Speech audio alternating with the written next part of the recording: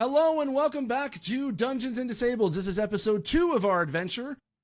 I have Thormagander here. I have Duretti IRL, aka Mike the Quad, and we're just gonna jump right in to our adventure because we got a lot that we need to do and discuss. So here we go. Storms kept popping up more and more often. Vandrel tried each time to sail the ship through it, but each time it kept getting harder and harder. He had made a decision to head to shore, but the closest shore was Haven's Rest, and that was Obsidian Order territory. Vandrel ordered his crew to disguise the boat as an Obsidian Order naval ship to pass for inspection. It almost worked until the bald-headed boy who was told to stay below didn't listen and escaped only to run into Dockmaster Nissa Nightshade. Knocking him on his ass on the dock. Who might you be, Runt? Nissa grabbed him by the scruff and lifted him off the dock and into the air. He yelled and kicked her right in the shins, making Nissa drop him. He ran off while Nissa chased after him, telling her crew to inspect the ship, yelling, "If a child is stowing away on board, who knows what else they're hiding?" Nissa chased after the boy into the town of Haven's Rest. He made his way all the way to the gate where Obsidian Order guards were switching shifts. Hearing Nissa and her men chase after him, the Obsidian Order saw him and tried to capture him. He screamed, and the gem on the staff glowed bright and released bolts of electricity to two of the guards who were knocked out. He cast his Eldritch Blast. He cast his first Eldritch Blast. He could feel that purple eye watching him from inside his soul as it said inside his head, "Yes, yes, grow more powerful. Rage will be your freedom." But the boy sadly passes out as the voice fades away. And we return to the Sunken Ship Tavern, where our adventurers basically had just were able to thwart a warlock attack from someone with that had a patron symbol on them of a glowing purple eye, and where we had our players Loam, Tadpole, and Squiggly Squintin are just kind of catching their breath. And Loam, you had recognized what that symbol was, as Liam had holding his own medallion of his patron up, as the warlocks had chased away, or were chased away, and was very shaken. It looks like very shaken to his core. And you recognize that symbol. That is a symbol of your patron. What do you do? I go and I look at Liam in a very serious tone. And I ask them the question because I don't want to give out information from what I know. Liam, tell me everything you know about the Eye. The Eye? You know about the Eye? I do. At least, I need to know what you know about the Eye. He looks to you, looks over to Topher, then to Tom and Harry. And why don't you roll a persuasion check for me? Oh, come on. A 5. A 5? All right. So he kind of looks over to you, and he kind of gets a very concerned look in his eye. Are you holding your medallion, or do you have a medallion? I do. Where would you have that on you? It was, tucked in within my shirt. And as I'm looking at Liam, I grab it, take the medallion out, and hang it to show them the exact same eye that I'm wearing. Liam I know actually. this sorry, go ahead. eye. I need to know everything that you know about the eye. Liam looks at it and looks over at Topher, and his eyes look kind of, at first was very, very skeptical. You can see that it kind of like he's kind of like a gauge, like he's also got his detect magic up and can see, like, as you like, you've never seen yourself like when you are looking through your magic, but that there's a flash that actually happens in your eyes that kind of like, as a magical aura, just kind of like just does like it kind of goes over top of the iris of your eye, but it flashes like really briefly a bit of purple. And is there anything particularly magical other than, like, obviously your main kind of like packs and magical like weapons and stuff in your medallion? Is there anything that's like on your person that would be picked up by detect magic? For me, Yeah. I would say a symbol on a pouch that I have that's branded with a tentacle. Okay. He notices that, and he kind of like looks towards to where that would be on your person, and kind of like instinctually, you kind of like put your hands toward like like almost like to cover it up. Mm-hmm. And he says, and he looks at you and says, "I think you need to come with us. I think you need to journey with us. This is more important than kinship. This is more important than our pact. You should come with us. Squintin, you as well. You deserve to be a part of this." All right. I mean, you don't gotta tell me twice. I look at Liam, and in a low and almost demanding voice, I say, "If I were to go with you,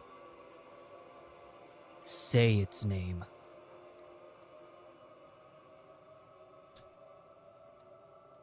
He pauses for a second. And almost as if like when it's not like he sort of is casting thaumaturgy to add a little bit to his voice, but because of the aura that and he like that exudes sort of warlocks from like where they get their magic from, it almost pains him to say it. Like it's if something inside him actually kind of like burns a little bit as he says it out loud. But he says, "Kralmoth." He winces and then goes back to normal.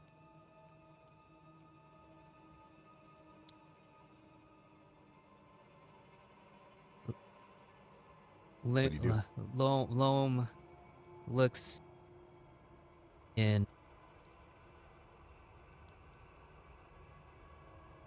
almost in a confiding way and responds and says, "I understand.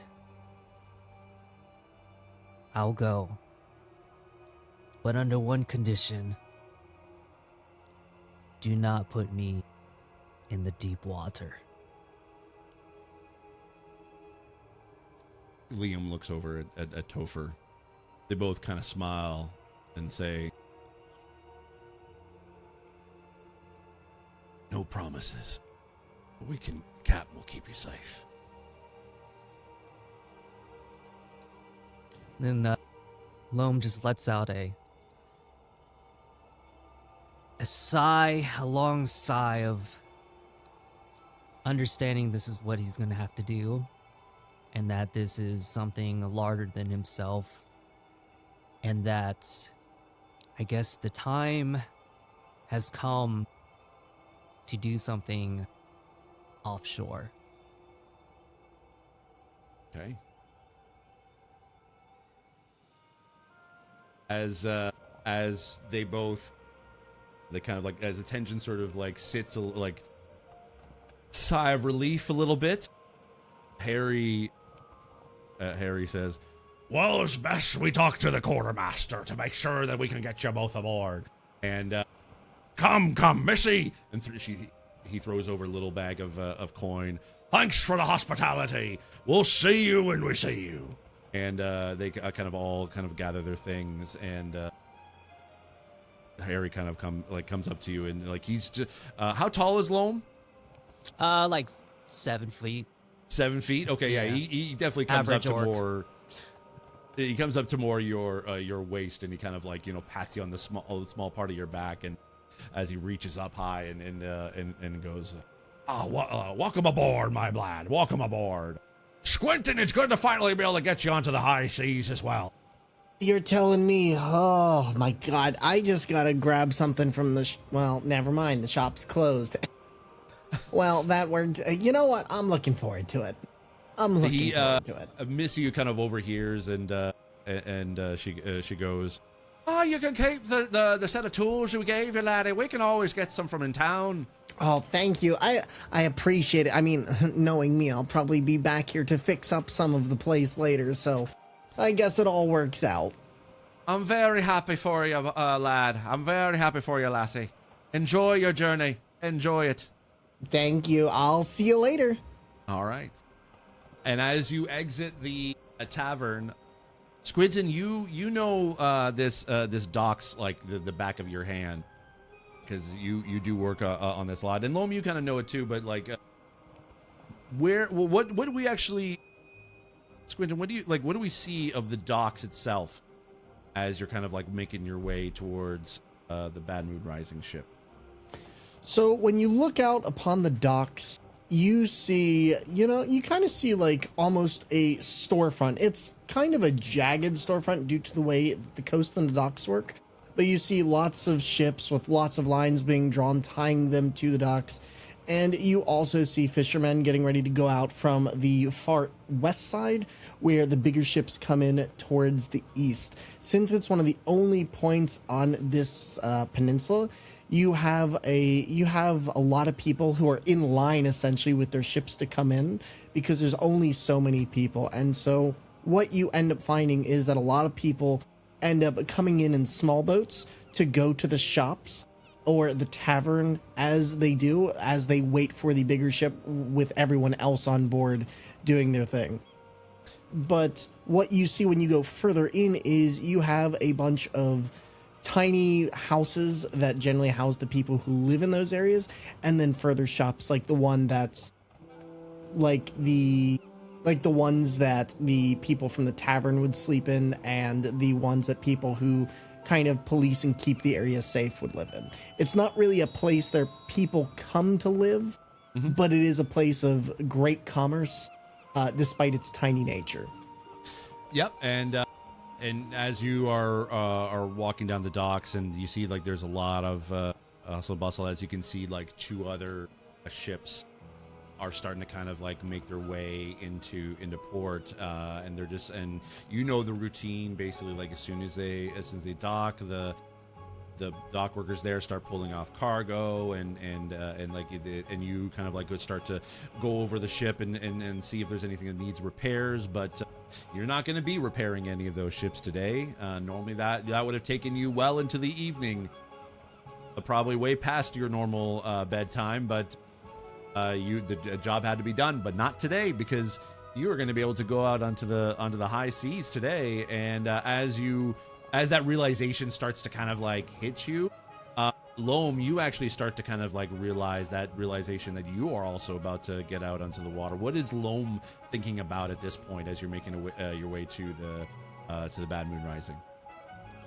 As Loam steps off onto the dock and their first step onto the pier, they feel that, and you hear the creaking of the wood. Loam is around 280 pounds, so they definitely have some weight to them. And as being an orc, their footsteps aren't so light and stealthy. So each step Loam takes gets seems to be a little bit slower and more hesitant as he keeps on looking over to the side on this water that looks a little bit darker, or feels darker and unknowing. And so kind of just hesitantly walks towards the bad moon rising and has to kind of try to hide, taking these large, deep breaths of anxiety, trying to, and talking to himself as, just trying to confide in himself that, hey, this is something I'm going to have to do no matter how much I hate having to get near any of this water. Yeah. And Squintin, actually, you kind of like notice as basically the like Tom and Harry and Liam and Topher, they're a little bit ahead of you, and you both are kind of like in behind. You notice that like that sigh of hesitation as you both walk together. Oh, come on, what's wrong? You seem like you seem like you're walking to a funeral, not walking off into the big world. You nervous? I mean, listen, I am too. I've never actually been on the high seas before. I've never been out of this town before, but like, aren't you a little bit curious? I mean, come on. I kind of, trying to reach my arm up to this massive hulking figure, and I just kind of like pat right above on the small of their back.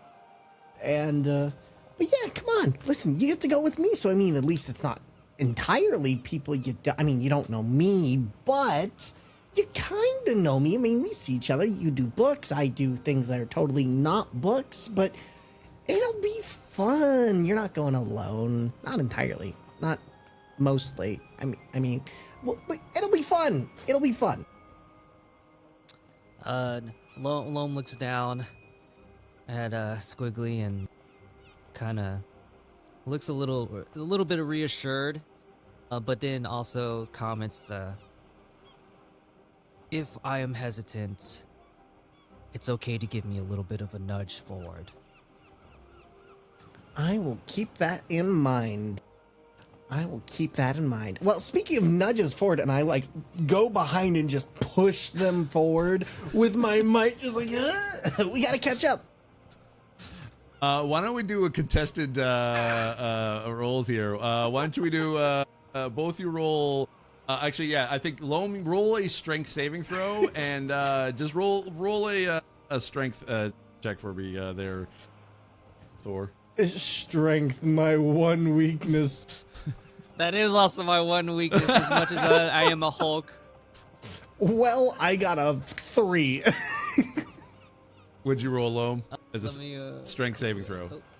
I'm like pushing like right under your, right near your kneecaps 9. at this point. 9. Okay, so as he's like trying to push you forward, like you get like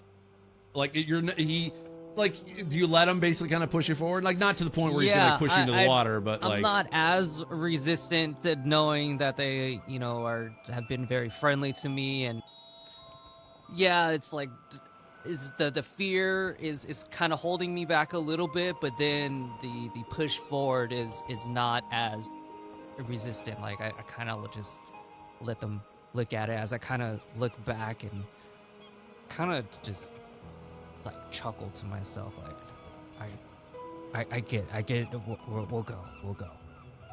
All right. Okay. Perfect. Okay, so as you both reach the actual dock where the Bad Moon Rising sort of sits, and they're just starting to kind of load up the last bit of the cargo. Tom and Harry actually kind of like walk over towards the quartermaster, who is writing on a bits of parchment, basically kind of like taking full inventory to make sure that they're both like everything is loaded up.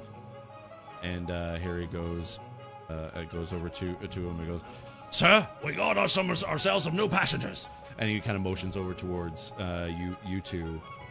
And he goes, this is Squiggly Squintin. And I'm sorry. What's your last name there, friend? Loam. Tidepool. Loam Tidepool. They are of the symbol. And first the quartermaster wasn't paying them much attention. It's like, kind of like, yeah, Harry, yeah, we got you. And they kind of like, once he mentions the symbol, he looks over up at you both, and kind of like is like inquisitive and looks over towards you. What do you do? You know, hi there, nice to meet you. I put my hand out, my other hand for Clearwater, and I just kind of look, and I've seen your ship come in before, but I've never actually had the chance to step on it. So this is really, really awesome. Nice to meet you. And then I kind of like look up, forgetting where I am, because I'm not used to this. Yeah, quartermaster goes, name? Squiggly Squintin Esquire Bathalion II. Squiggly. All right, come aboard. And then he looks over at Loam. Loam can kind of just quietly presents himself and kind of into the direction to where now the amulet that the medallion that he had kept hidden under is just presented out there, and the sun catches its eye to where the quartermaster sees the symbol, the actual eye. Actually, I want you to make an Arcana check for me. Ooh, let's go. And it is an 18. 18. Okay, so you can see that he recognized the symbol, so that outwardly that insight is there, but you can kind of catch a little bit. Not, you don't see, like, their detect magic, I think would be kind of gone at this point. Yeah. But you do kind of detect sort of a magical aura, that's happening, and with that Arcana, you can tell that he has like protection of good and evil up at all times. So that's why he's not really like scrutinizing you both or interviewing you both a little too heavy. You can just tell it's like, okay, like you're both like good aligned essentially. And then he kind of nods and says, name? Liam Tidepool, or Loam Tidepool. L-O-A-M Tidepool. Welcome aboard, Tidepool. And motions towards get on board. We're about to take off. And Tom and Harry are kind of like they're very excited. Liam and Topher are their usual quiet selves as they pick up their packs and start to kind of like come aboard. And it looks like the two of you are the last to kind of like board onto the ship. Is there anything you do before you walk up the plank towards the deck? If I'm in the front, I kind of like hesitantly before I take or on the plank, and I have my foot almost onto the ship, and I kind of just hesitantly just hold it there for a brief second. I walk into the back of Loam's legs. I'm not looking where I'm going, and I walk right in them. Ugh. And then I guess we stumble into the ship. Yeah, as you do, you definitely hear the deck is very busy with activity, and you actually hear the sort of a bell ringing as basically they're about ready to embark, and you can hear the bowman's whistle, and you can see the first mate kind of like on top of the main deck where the steering column is, and he starts barking orders. Hoist the mainsails, get ready to weigh anchor, and like you can see like everyone is just kind of a bustle of activity as everyone is just kind of like barking orders at each other. And the quartermaster kind of like looks at the two of you and goes, Go find your sacks. Go put your sacks below. We'll assign your duties later. Come on deck in about 10 minutes.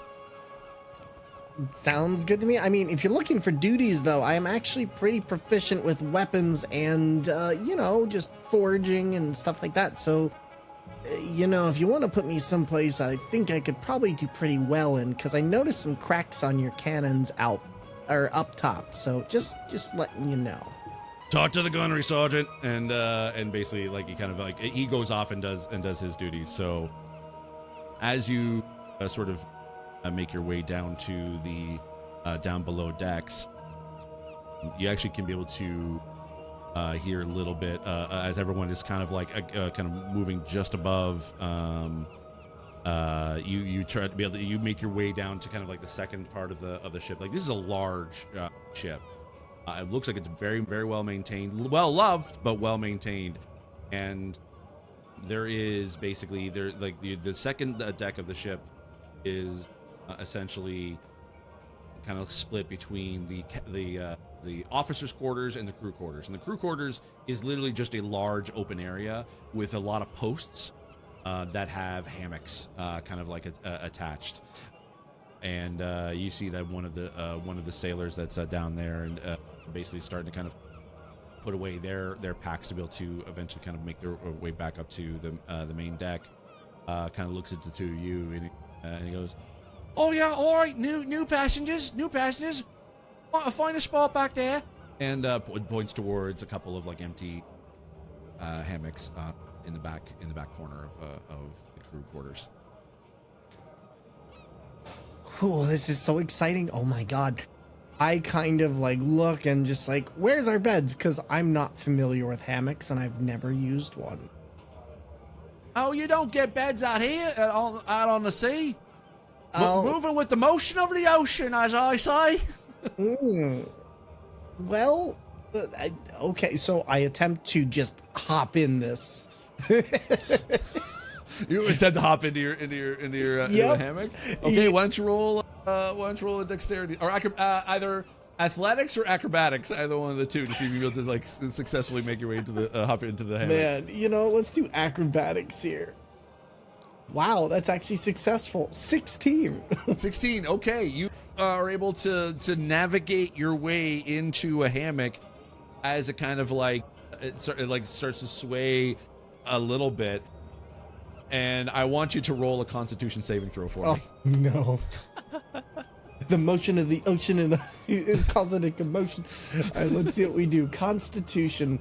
Wow, another successful one. 19. 19. Okay, all right. You feel like a little bit of something, whatever you had at the little drunkenness that you had from the ale at Slinging Ship Tavern starts to kind of come up a little bit, but you're able to catch yourself as you're able to kind of like match the sway of the ship with the sway of the hammock.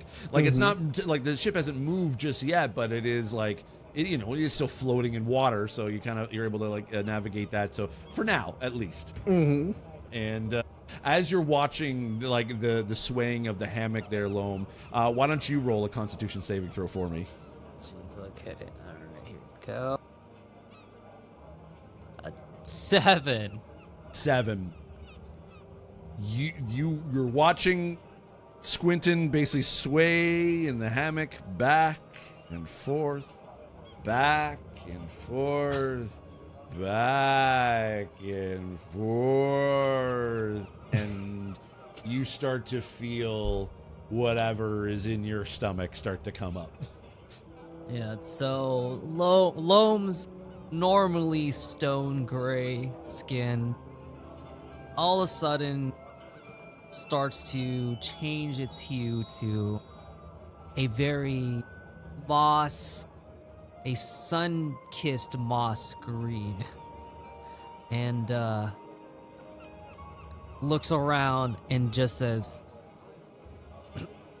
"Bucket." And you find you immediately scramble for a bucket. It's common on a ship. It happens. There's always buckets. It's you both have not gotten your sea legs, but Squintin was able to kind of take to it a little bit quicker than you. So you kind of just like drop whatever in the bucket, wipe your mouth clean, and Yeah, you experience your first little bit. Like, you haven't even left dock yet. You're just still like trying to get your sea legs rather quickly, and unfortunately, that's not happening. I So. kind of make fun and just say it's probably because you're closer to the sky than I am.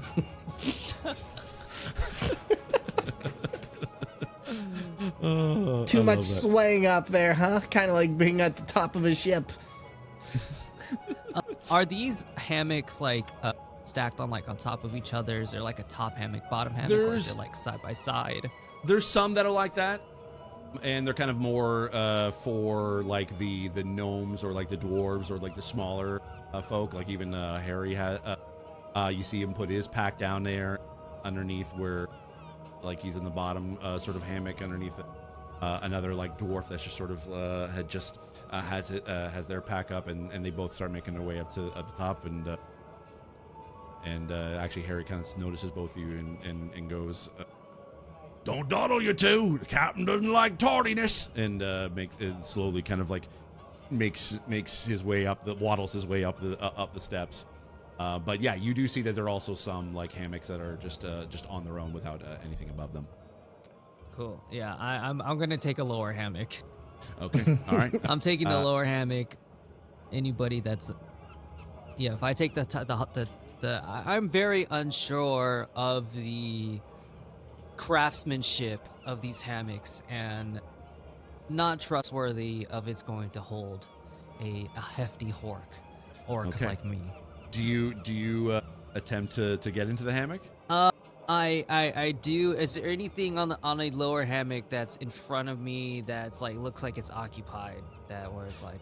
Yeah, you definitely find one that there is no top hammock above you. Okay. That is kind of designed to sort of be like not like there's not a lot of unfortunately there's not a lot of like usually tall sailors, so right. it's kind of a bit of they do have hammocks that sort of like fit for those like normally medium to somewhat large size, but you could tell that they're like those had already been taken. So there's a little bit more. There is one that it looks like can be able to fit you a little bit.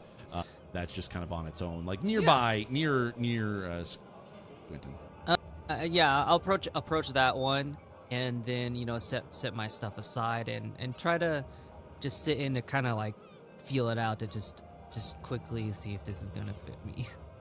Sure. Yeah. Why don't you make either an athletics or acrobatics check for you to be able to try to make your way. Okay, we're going with acrobatics on here, and it is an 8. An 8. Okay. Yeah. It takes you a little bit. You kind of like hold the brace, like hold your hand against like the column brace that's attached to the hull of the ship to kind of make your way in, and you are able to get into the hammock, but your legs like kind of almost like have to kind of go over top of the hammock because it doesn't stretch out like where it go like you can be able to be fully enveloped in it. So because it's just a little bit too small for you. Unless you curl up into it, but it's kind of like just kind of hangs out. So you both were able to find your hammocks, and you can see that there are a few other sailors that are kind of like finished sort of setting up their pack and at their hammocks. You see a few officers kind of, and you can tell that who the officers are because the sailors or the crew basically are wearing a simple like tunic and pants. Some are barefoot, some have large boots on them. Some kind of like are a little bit more decorated, depending on kind of like more on the experience, if they're more experienced on the ship. But the officers are all wearing essentially what you would normally think would be kind of like officers' cloaks, coats that from the Obsidian Order or Obsidian Navy, I should say. But they're a little bit not in the best care, so the color's a little bit faded, and that fading. It was a dark purple is the Obsidian sort of navy attire, but it's definitely faded into a little bit more of a lighter purple mixed in with a kind of a bit of a blue, and that sort of signifies kind of more of the free sailors or merchant ships or what have you out on the seas, but basically that kind of symbolizes that they were potentially in the Navy, but they've left or honorably discharged or not honorably discharged. But you can tell that they've had naval experience before and are kind of as the officers, and they're coming out of like like you can see at the end of the main sort of deck for the crew quarters, there is a room that is closed with a door, and if you look inside, you can see actual bunk beds that are for the officers, and you see like one or two basically kind of like opening and closing the door, and they don't really necessarily lock it per se, because it is like on the, you can kind of tell like on this ship and what you've read in the different stories or the different stories you kind of hear, the crew is more like family and you don't steal from family. There are those that sometimes do, but it's usually taken care of within the family of the ship. And so what do you both do? You're able to find your hammocks, and the rest of the crew is starting to kind of make their way up to the main deck. I guess at this point, I mean, if everyone's headed up to the main deck, I guess the best thing would be, for me at least, is to figure out who everyone is and also find the gunnery sergeant. Loam, what would you like to do? Loam kind of, stands back up and kind of holds his stomach a little bit and like kind of feels a little bit more relieved after like using the bucket also, and looks at Squiggly like and asks, should we go topside? Might as well. I mean, listen, you can either vomit down here where it's gonna stink, or you can vomit out there where there's an entire trash basin of ocean. At least I think that's how it works. That you didn't have to say ocean. The giant cup of water? The big blue wet thing. I will. Yeah, fresh air is a little bit better. I'm gonna stay towards the middle of the boat, anyways. The ship, I should say. Sounds like a plan. All right, well, here, come on, let's get up. And yeah, just gonna make my way through this ship, kind of figuring out how to stand on something like this. I kind of wobble about as I go towards the exit up towards deck, and I almost stumble a couple times. Fair enough. Yeah, you're still kind of like getting your sea legs a little bit, even though we still haven't taken off. But as you both make your way to the main deck, you actually could be able to. They have just about like pulled off all the ropes towards shore or towards the dock. You've seen this Squintin from the other side as the ship is about to sail away, but you haven't seen this actually in person close on the ship, so it's kind of a very interesting sight to see. Orders are being barked to be able to as you can definitely see, the first mate is just kind of like is just spinning the wheel to kind of like get them out toward that kind of steer out of port, and the ship finally starts moving away from the dock, and you can see it slowly kind of like the winds or sort of catch a little bit of the sails that are open, and you also actually, why don't you both make an or actually perception check for me? Okay. All right. 18. 18. Okay. Perception check, you said? Yes. All right. I'll take that. Dirty 20. Dirty 20. Okay. You both actually kind of look out towards the upper deck, where it looks like that the officers are kind of gathered, and out steps from the aft of that deck a bald man, basically wearing with tattoos across his smooth head that kind of like streak back. He has black eyeshadow and a gold like loop earring on his right ear. He wears a dark brown long coat, no tunic underneath, so you can see his bare chest. He's got two black belts with two scimitars crisscrossed like on each side of him, and they're hanging on to each side. His black pants are hiked up, thigh high black boots that are laced up, and he's also wearing a dark black gloves.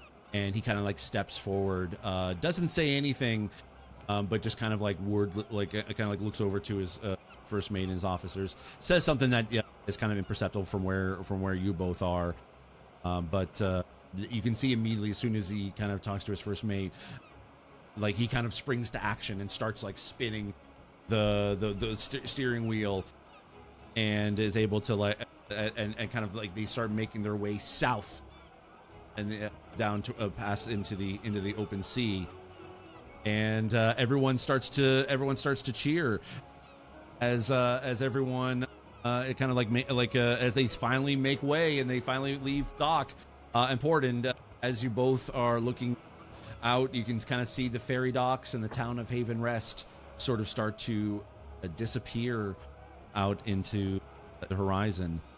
What do you both do? I remember that I didn't put a note on my door saying when I'd be back, and I'm one of the only people who really does a lot of the weapon stuff there, so I'm sure it'll be fine.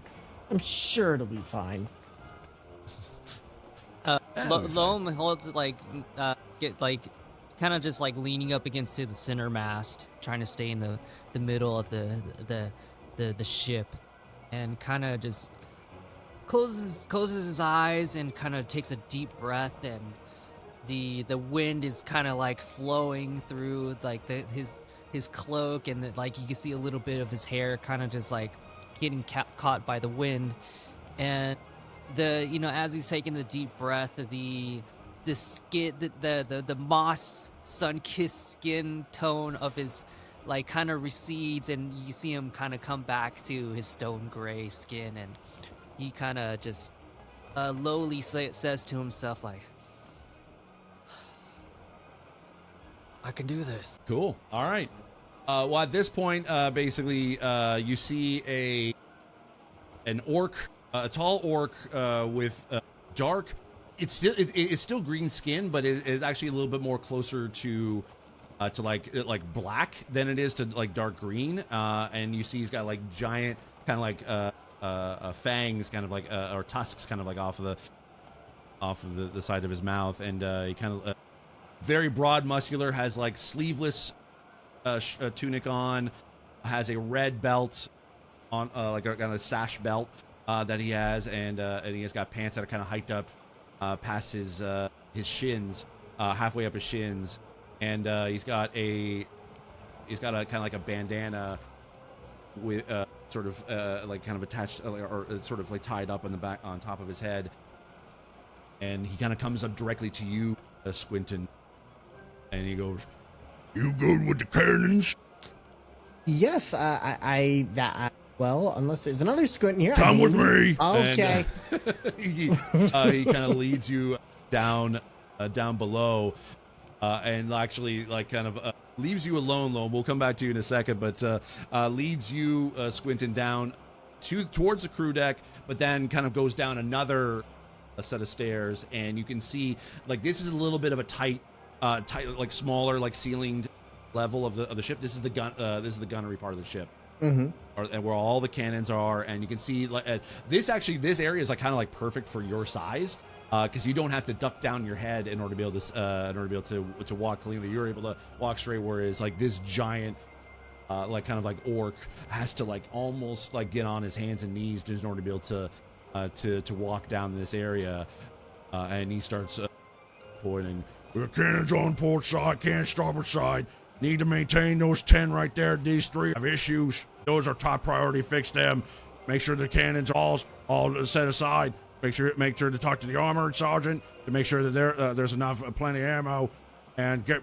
And he kind of like just starts like kind of pointing out, and he's introducing you to the crew that's down here. But like it's so fast that like actually, you know what? Why don't you make a history check to see if you can be able to remember their names, like, or is it too fast for right, let's see.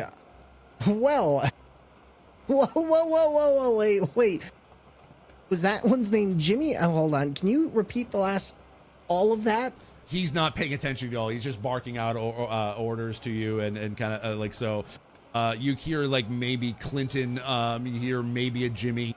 You're not sure, but you recognize you're gonna have to like get introduced to them later. And he just kind of like, he finishes up his sort of orders, and he goes, "Make sure that when you hear the orders, load cannons up right, savvy?" Yep, 100%. And I kind of give this little thumbs up that means that I know nothing inside my brain, but that I'll figure it out. He looks at you, grimaces, grunts, and kind of like walks back out because you can tell like he just, even though he's the gunnery sergeant, he doesn't like to be down here. It's too small for him, but he's the only one that knows these cannons inside and out. And kind of leaves you right now. Basically, his priority was to repair at least 3 cannons. So why don't you make a?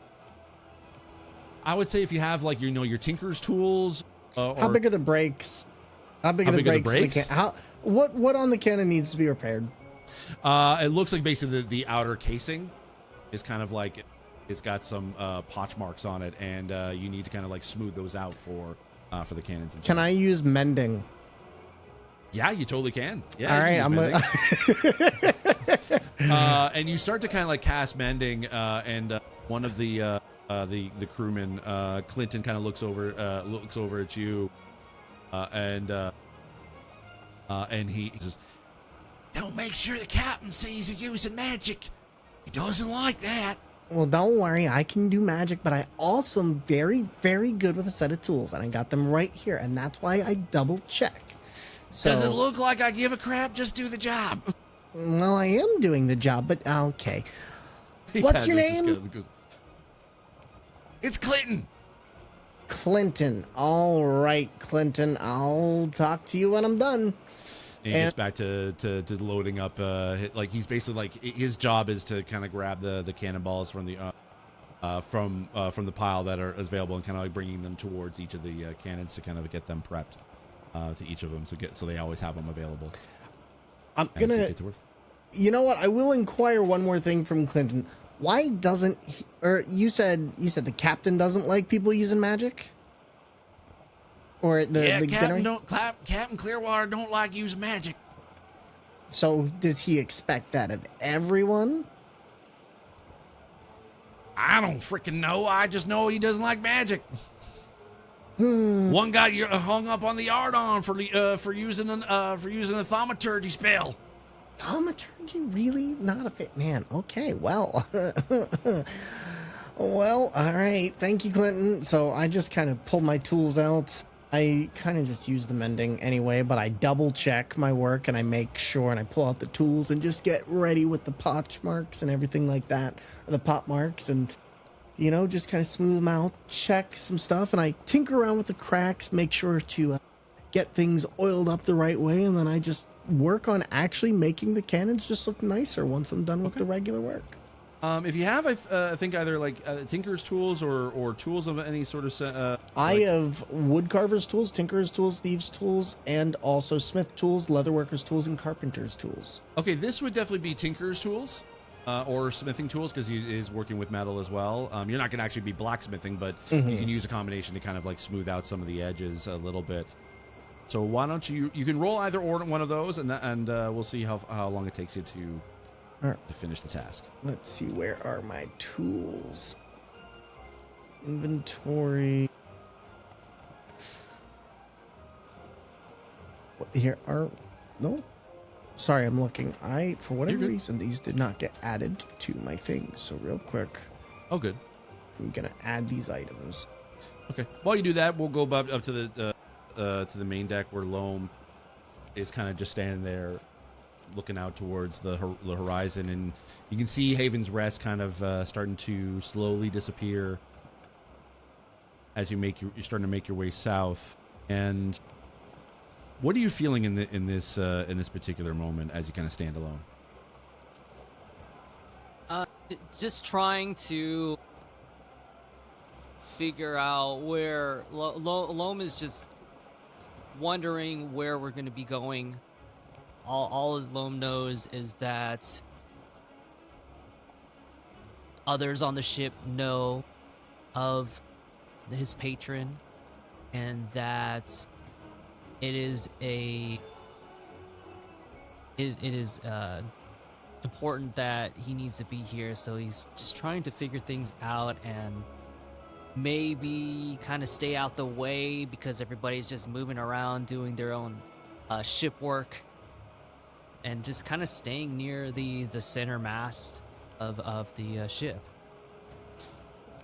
Okay. As you kind of like are in contemplation, you kind of you start to feel a bit of uneasiness inside you,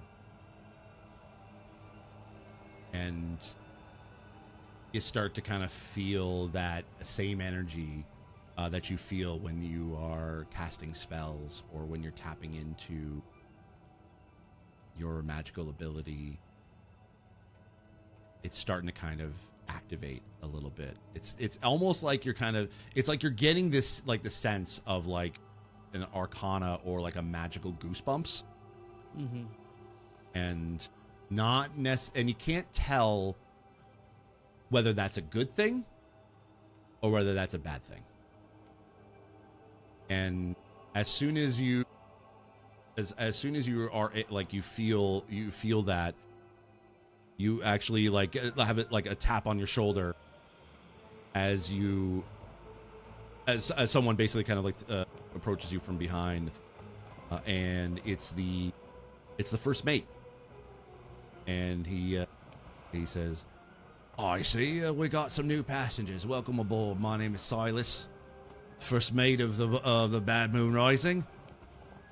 We see we heard from Liam and Topher that you are of the symbol. Is that correct?" Yes. My name is Loam. I am of the symbol. This symbol that is my patron. Good that you held off on saying its name. We don't like to say its name in the presence of on the Bad Moon Rising, especially in earshot of the captain. And you can see that he pulls out a symbol of the same eye.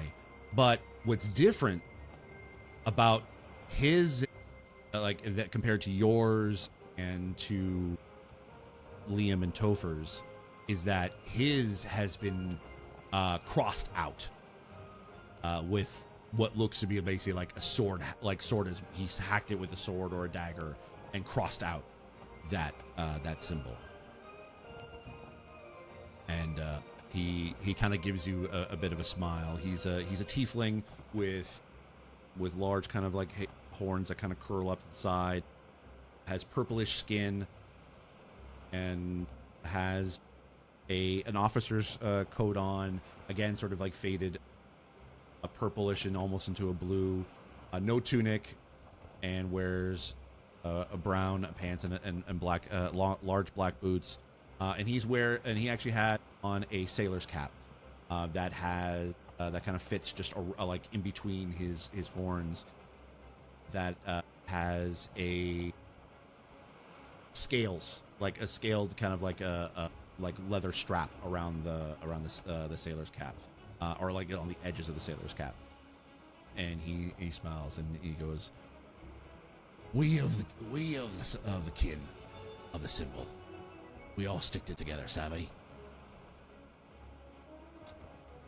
Looks in and notice it. So Loam looks and notices that the medallion is different from mine, but doesn't point any of the difference that it's like, can I'm wondering, can I find a way to, I guess, is this kind of like because I'm trying to figure out, without assuming that they are either for or against the patron. That's all I know is that they are of the mark. Why don't you roll an insight check? 14. 14. You can tell just based on his demeanor towards you, he, and with the crossing out of the symbol on his medallion, that he is not connected to the same patron. Okay. So, Loam, what he'll do is kind of turn away briefly, just so then he can take the amulet and just kind of tuck it back into his shirt. Okay. Yeah, and he kind of like puts his symbol kind of like in behind his sort of belt and into his into the back of his sort of as he kind of hold like his jacket kind of holds up back there, and he kind of like leads you towards one of like 2 or 3 of the cabin boys, and basically he says, "Sorry, we don't have much of a task for you, unless you're able to prove yourself for now." And he hands you a mop and a bucket, and he says, "Swabbing of the decks. What we got? Everyone starts somewhere." I go ahead and just grab it and just have the, these are, being an orc, these are like smaller items, and because they probably fit for just an average sized human, and kind of look at them almost as they're like these kind of smaller toys, something an orc child would play with or hold, and kind of just takes it and says, "I guess it's off to swab the decks." Yep, and Silas basically has leaves you be, and the cabin boys kind of like laugh, but like laughs at you, but kind of like then you kind of catch their eye, and they see like they're small compared to like your 7 foot tall frame, and they just like kind of like scurry about and with their own mops and buckets, and you kind of do the same. But let's go down below deck to Squintin. And what'd you roll for your Tinker's tools? I rolled a 23. 23, perfect. So it takes you no time at all to be able to not only repair at least just one of the cannons, but you're able to, as you're finishing up the third one that needed to be done, it took you maybe about 20, 30 minutes at most. You see Harry coming down towards the cannon, and he's also at like the perfect size for this for the armory of the ship. And he kind of comes over to you and he goes, "Ah, kid, welcome on into our neck of the woods." And he does a proper welcome to and introduces you to everybody in the crew, and says, "Y'all, you treat Squiggly with the same respect that you treat me. He's one of us. He's family." And pats you on the back as you've kind of finished up repairing the 3 cannons, and Clinton kind of looks over at the work that you did and just kind of like just nods approvingly. Well, nice to show that I can do the good work for you. And yeah, I kind of don't know how to interact in situations like these, so I'm kind of just like quiet and just still trying to get my sea legs as well as my socialization legs. Yeah, well, Harry, as he's introducing you to the crew, he kind of like he recognizes, that you want to be involved, but you're kind of like you're not necessarily like great in social situations, and you see like him and also like Tom kind of comes down here as well, and he introduces you to the crew. You may not remember all their names, but you got Clinton, you got Jimmy. You've got Timothy, you have Clyde, you have so there's a few folks, and they're all like different gnomes, they're dwarves, they're halflings, they're all basically about your size. I think you kind of are, you and Harry are like kind of the tallest of them, and Tom is just like, he kind of just sits in the back. He's not like as small as y'all, but he sort of takes his position in the back, and he's the one that organizes all the cannonballs for the different cannons for the ship. And so he's kind of like, he takes his position there and kind of sits down, and his head doesn't exactly reach the ceiling when he's sitting down, but at least it's the most comfortable for him to be. But everyone else is just like kind of you're all walking around and that kind of, and you have one person kind of showing you how to be able to use a cannon, and it kind of shows you how to be able to light it without actually lighting it. But here's the torch, here's the wick that basically, and you kind of start to kind of get used to the crew there. And Harry kind of like comes up to you as you're kind of like learning all this stuff, and and he goes, "I'm really happy you're on board, son. I'm really happy. I'm really happy." I'm happy to be here. This is so cool. Oh, I never knew there were so many cool people outside of Haven. There is a world of amazing adventures you are able to go on, my son. Amazing adventures. Lass, you are in for a treat. We could also use your help. And he kind of motions towards the back of the kind of deck that has opens up a door, and you see an armory of like pistols and rifles and cannons and swords, and you can see that basically there's a halfling kind of like in behind like a worker's sort of desk there, and he introduces him like, "Horse, this here's Quentin. Squintin, sorry. Squintin, this here's Squintin. It's okay, not the first time. He's got a very unique ability." And he kind of like motions to your prosthetic hand, and Harry goes, "Treat them as one of our own." And he kind of he like and Horace basically kind of like turns around. He's got glasses sort of like just resting on the edge of his nose, and he's got the same sort of similar tools you've seen in your trade, and he's currently fixing a pistol. And he goes, "Oh, how do you do? Welcome aboard. What type of skills do you have there, my boy, my lass?" You know, either or, totally fine. You know, when it comes to this, honestly, I have a lot of different skills. I was kind of a jack of all trades and, well, master of a lot of stuff. You know, carpenter's tools. I can work with leather making. I can do smithing. You can work with smithing. I can work with smithing, tinkers, wood carving, like whatever you need. I can really do it all. There's not really much I can't do. He he gets hops off of his stool, and kind of goes towards the back of the workshop, and you see like a little smithing forge that's back there, and it's a little small for your hands. Like you're not you still stand a little bit taller than a halfling, but it's still like doable. And he says he kind of motions to a pair of like unfinished pistols, and he says, "Well, this is for the captain. The captain wanted to be able to have some spit and shine on fixing up these pistols. Could you be able to take care of that?" I mean, I don't think that'd be any type of problem. Yeah, give them here. And I kind of just look, and I kind of take this opportunity because what was the character's name? Horace. Horace seems a little bit more reasonable. So why doesn't the captain like magic, by the way? Can you tell me? I'm not trying to impose, but I'm just curious, especially because it seems like a lot of your situation, and I kind of point to the rest of the room, a lot of these could be fixed through mending. And I'm not saying that skill doesn't take precedence here, because I can absolutely do the work. But why doesn't Clearwater like magic?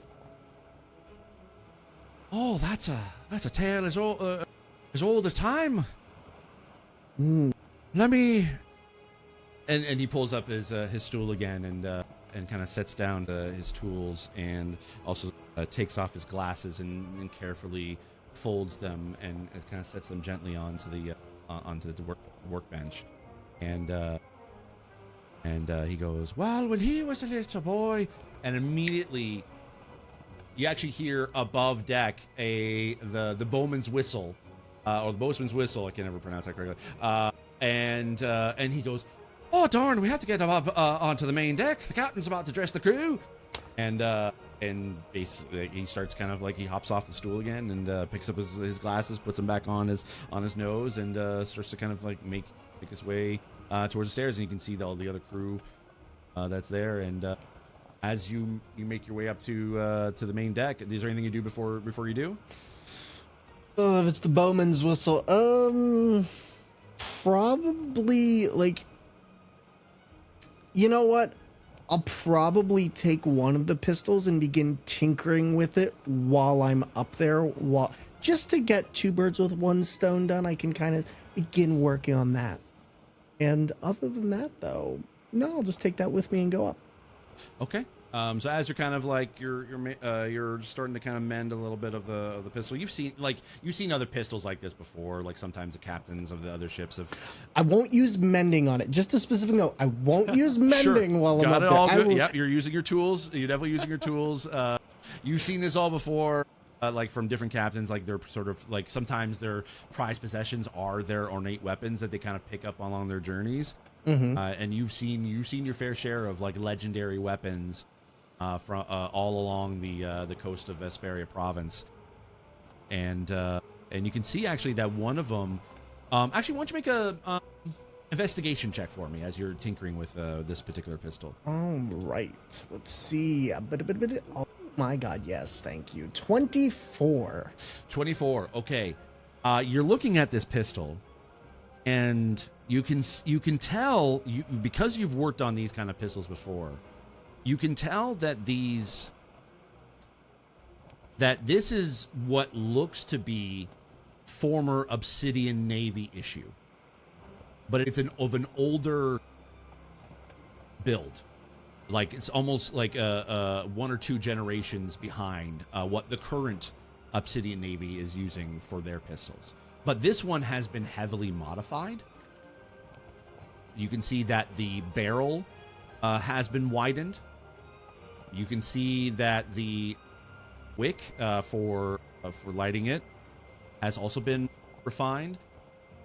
And you can see actually that there is even a little bit of flint that's attached to a armored pole or an armored hammer that basically with a quick flick of the thumb will light the pistol or light the wick for the pistol.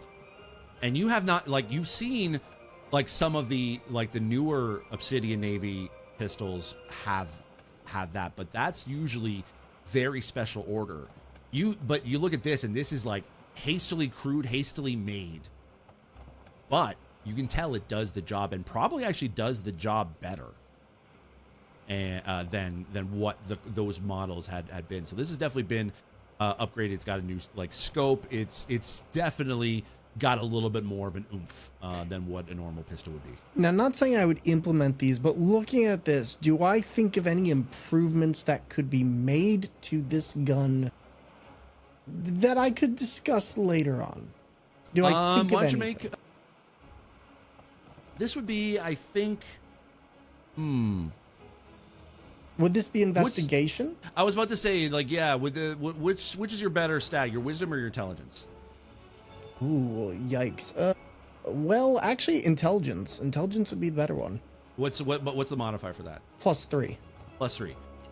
Okay, why don't you make an investigation? 25? 25. Okay, yeah, you can definitely upgrade this to the you can see that because the handle of the barrel of the pistol was widened. It to almost you can actually kind of to basically create a little bit of a magazine of several little pistol barrels, and you can actually be able to even you can tell if you take the casing off, you can actually be able to file down the inside a little bit. That still keeps the integrity of the handle intact, but you can actually be able to fit a few more extra pistol barrels in there. All right. So as you go about, fixing that, you probably will have to do that at a workbench to kind of upgrade it. Oh, I'm not doing crap until I discuss this. Last thing I need is walk the plank. You destroyed my gun. Walk the plank. You probably might need a horse's help, but you can at least be able to start the tinkering of it's the general maintenance that you can do before general you maintenance for sure. actually start to be able to repair some of the little nicks and crack kind of crack marks on the barrel. And stuff like that, and then properly do the upgrades if you can, as you make your way onto the main deck. And when you and when Loam, as everyone joins you on the main deck, as you're at the bowman's whistle, you can hear everybody start to gather on the main deck, as the officers are still up on the main deck, but you can see that the captain kind of stands up on a large box. He addresses the crew, and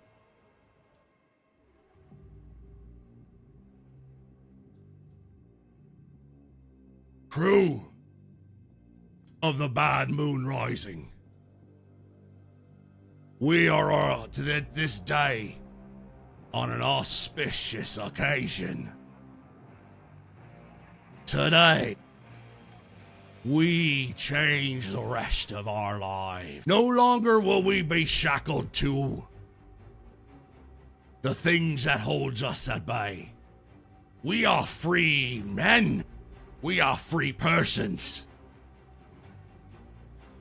That monster's out there, taking control of all of our lives.